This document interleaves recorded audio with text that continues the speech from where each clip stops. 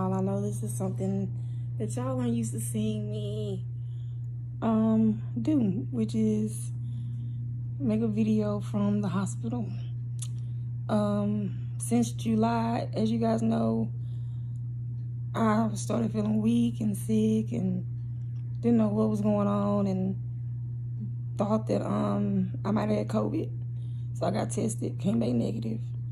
But things started to get worse and I ended up doing blood work and everything came back normal. I'm still in remission, but there was one test that indicated that I was having some heart failure, and that's called the BNP test. And normal range is under 100. And on October 5th, mine read 441. Well, things started getting worse over the last 2 weeks.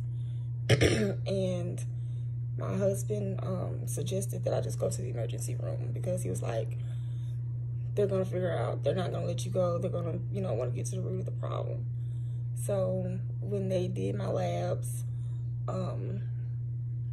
came back that my BNP was 2,500, which definitely confirmed heart failure. So they did a chest x-ray, a CT scan, and it showed that I had fluid buildup in my lungs and around my heart. So right now I am on Lasix, which is a diuretic, through my IV, and they're just trying to see if the doses that they're giving me at the times they're giving it to me is going to work to get the fluid off of my excuse me, my lungs and my heart. So sorry y'all got interrupted. In the hospital they say get rest, but you can't get rest. They come in like clockwork, and I had to get my vitals checked. Everything's good. Oxygen 95. My blood pressure was like 105 or something. It's always low, so. But yeah, everything's fine. So I'm just here. Hopefully they'll be bringing me breakfast soon. And the experience hasn't been bad. It's just I just want my breath back. So I'm supposed to see a cardiologist today, but they were saying since it's Sunday, it's going to be most likely tomorrow, and they're going to do probably like EKGs and echoes and stuff like that. But he did say one good thing was that that my heart didn't look bad on the screen. It just showed a lot of fluid buildup that needed to come off, and fluid in my lungs that needed to, leave. So I've been up all throughout the night using the restroom and trying to get this swelling down because my legs were swollen, my ankles were swollen, all the way up to my toes. And so I knew something was wrong because usually I have ankle swelling. That's nothing new. I have water retention. That's nothing new. I've always taken Lasix as needed.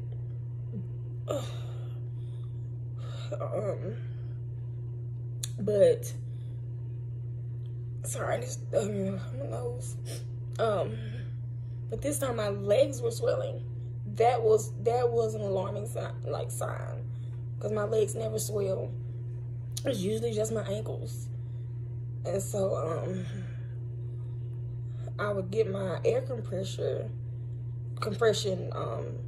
massager and put that around my legs, and it would usually work the fluid around, and I would take Lasix and get rid of some fluid and I would be fine. But literally within like a couple of hours, not even a couple of hours, within an hour, the fluid will come right back. So I knew, like, okay, I got a lot of fluid, you know, going on. So, long story short, I'm praying that what they're doing right now works and that I can go home and do it, and we can slow the progression of the fluid retention, because the level that my numbers were on suggests that I have congestive heart failure. And I don't want that, because I already have pulmonary hypertension, which with that, they suggest that you get lung transplant, which I don't want that, but I understand if I have to have it, I gotta have it. And, from my understanding, if I get it, it will take away the heart failure. So it's just a lot, because it's like, just back in February, March, I was perfectly fine. It's just, I'm kind of in shock a little bit. I had things planned for this year, for this month, to launch Her Story in Color, to relaunch Crazy and Christian, and to get back on my consistency with Meyer Life. And yet here I am, like, this polymyositis thing, it really makes it hard to be positive all the time. And I try to remain positive. I try to remain, faithful and obedient, and realize that my example of how I carry myself through this disease will help others. But I can't lie, sometimes it gets hard, like, because, not to downgrade or belittle people that are newly diagnosed or diagnosed at a later age, because the diagnosis at whatever age or stage you're in your life is bad. But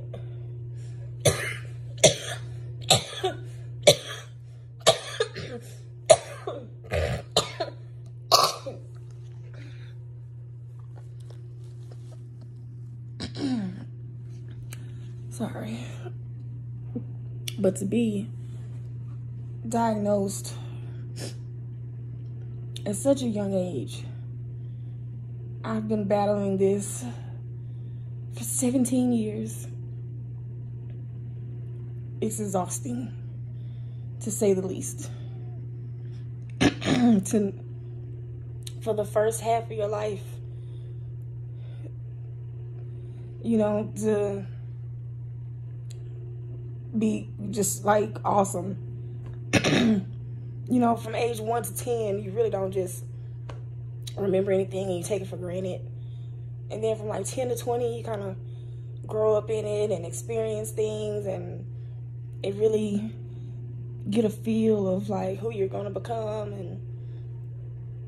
And then I went to college and didn't never go back. It's weird. Like, I graduated high school, did my first year, and after that, it's been polymyositis ever since. And even though I've created things outside of that world, as far as like being a wife, being a mom, being an entrepreneur, being an advocate, it's still there. And to have to wake up every morning and battle that, and then battle, I'm not say battle, but to have to live every title that you hold, and the title of patient is exhausting. And so right now I'm a little bit in my feelings because I ain't getting no sleep last night.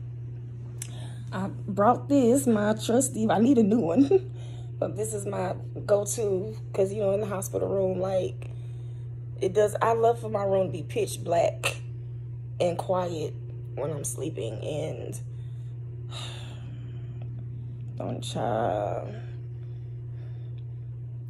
don't even get me on the experience I had last night. So at least the room was pitch black, but it was not quiet. So Cam is in Pennsylvania. He'll be flying home today, but he won't be home until 8 o'clock tonight.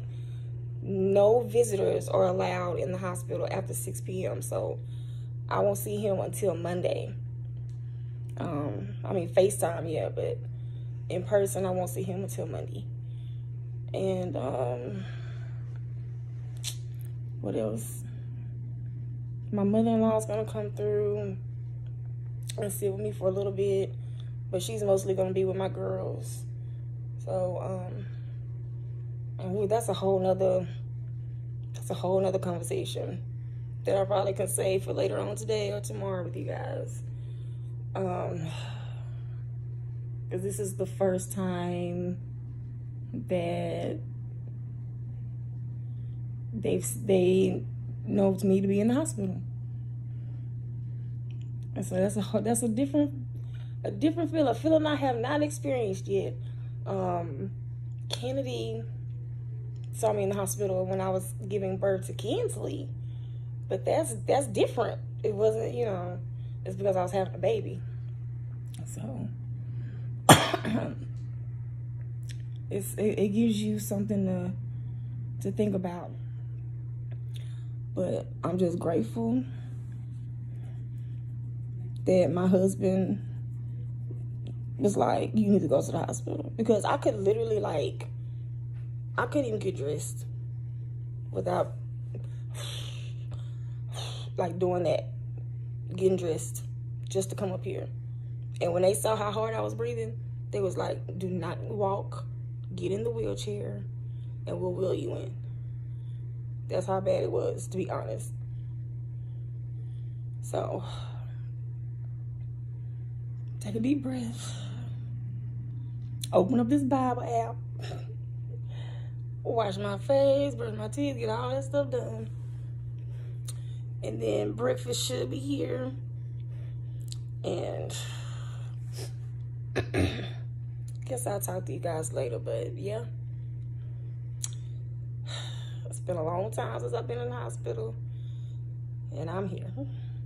But y'all just pray for me in these lungs, because they causing me some problems.